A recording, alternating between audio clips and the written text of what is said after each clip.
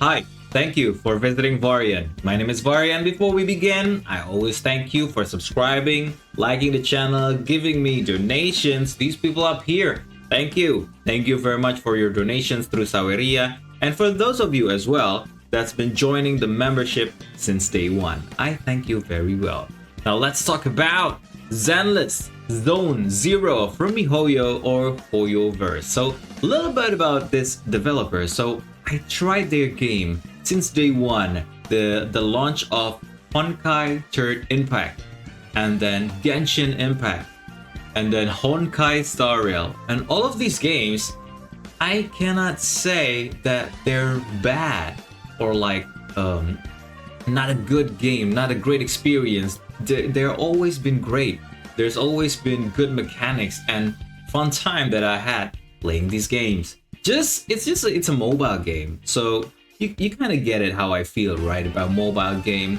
But let's just move on, because I actually going to recommend you this game throughout all of the hoyoverse games. I think this one is hit me right in the right spot. So the game is about being in a world almost dystopian.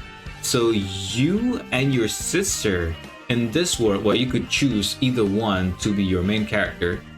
You manage a videotape store, but you're also kind of like a hacker. This reminds me a lot when I was on live stream for Digimon Story Cyber Sleuth, somehow, somewhat.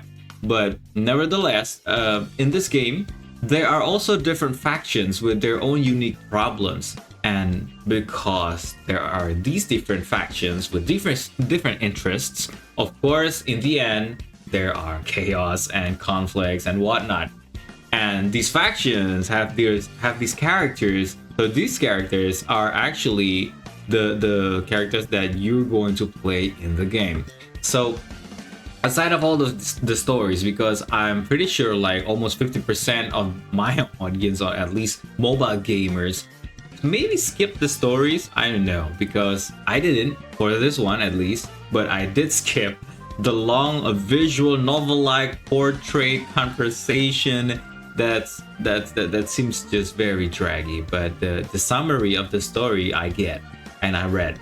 It's a good free-to-play mobile gacha RPG game, so if you're okay with it as a mobile gacha game, then you'll be fine, because it's very action-packed, it's very fast-paced, and it's a very fun experience. Once again, I tell you, the exploration for the world is just right. I'm so tired of all of the open world, open map exploration. I gotta go through the crevices, I gotta go under the sea, I gotta go up in the sky. Okay, I get it. It's fun to explore the world the way we want it. But you know, when there's a mobile open world game, there is a big chance that you gotta collect stuff to gain your in-game currencies, to complete certain missions and achievements, and that's very annoying to me. But this game, you don't have to. It feels very much like a single player game. It kind of reminds me a little bit even with the Persona 5 type of game. Like it's well, getting into the my next point, it's the vibe, it's the music is always good, whether I'm in the battle, whether I'm in the city, the jingle, the whatever sounds they're making or they're designing for the game, it is so good. You gotta try it. Even I'm playing, I think, one of the original soundtrack right now for you to enjoy. So the exploration is just right. The music is great. It has gacha features, but we're not gonna talk about that right now. We're going to talk about the gameplay mechanic, because it's easy to understand. It's basic hack and slash action RPG. You could also enjoy different play styles, because there are lots of characters to play, and not all of them is available only through gacha. I mean, they're already giving us some characters, and then playing throughout the main story, you also get another one. And I'm pretty sure that it's easy enough to get the lower tier characters. I'm pretty sure about that. And what you're watching right now is they're trying to be royal to the fans. So this reminds me about what is happening with Wuthering Waves a couple weeks back. So they're giving out about 100 free polls, and there's another 80. So it's all good time. It's all good time, especially if you tried it now, like the launching season right now for it, like the week of the launch or whatnot. So as I was saying, the control feels great whether you're using touch screen, as if you're playing it on your tablet or on your phone.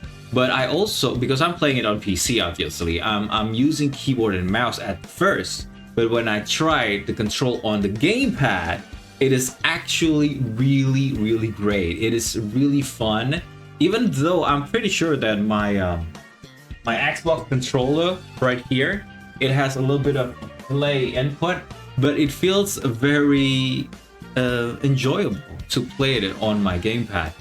And you could also gacha for your favorite characters, but you don't necessarily have to. So that's the big win, actually, to able to just play the game, to enjoy the vibe, to see this cool visual effect and really interactive control scheme. Because when I'm using gamepad, the vibration, the feel of playing it, the action in game, I can feel it throughout my gamepad. And also they have this for the mechanics, they have the parry, the dodging, so it feels very much like a modern action hack and slash RPG. This is actually what I really want from Punishing Grey Raven and Wuthering Waves. And if you are the type that loves challenges, like you play Elden Ring, and you don't want to play something easier than that, they also have the harder difficulty mode. They have the challenge modes, so you could, I think, have fun and enjoy the experience through that one.